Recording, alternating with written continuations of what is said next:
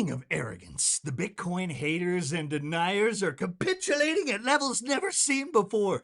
Let's start with BlackRock, since these two titans are battling it out to become the most powerful Bitcoin machines in existence. Bitcoin in particular is this non-sovereign global decentralized asset that can really provide value to people's portfolios in small doses as a unique asset. Sort of like how gold doesn't behave like stocks or bonds, Bitcoin is driven by its own rules and its own drivers, predominantly, which is greater geopolitical or inflation risk. And frankly, we live in a world where these are prevalent risks around the economy, where people want to hedge that with different assets. Isn't it interesting? It used to be fringe, and now, thanks very much in part to Larry Fink, your boss, and iShares coming out with the iBit, this is more than 2 years ago now, that it really became this opportunity for people to understand it. Are you saying now that Bitcoin and crypto are long-term investments? I think you have to look at it through a long-term lens because it's volatile. Because we see over weeks, months, it can be up and down. People are still trying to figure out what the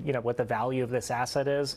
But if you zoom out and take a long-term view of the role it can play in a portfolio, it can really be one of those diversifiers that behaves unique from stocks and bonds. When somebody who is Bitcoin curious comes out and says to you, Jay, what is the value? 1 minute in October, it's 126,000. Today, it's 76,000.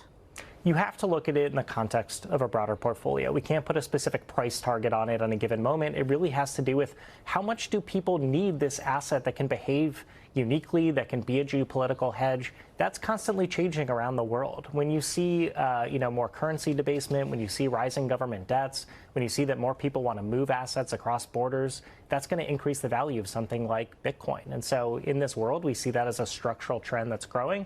But minute by minute, that demand and supply is going to change. Bitcoin makes its own rules.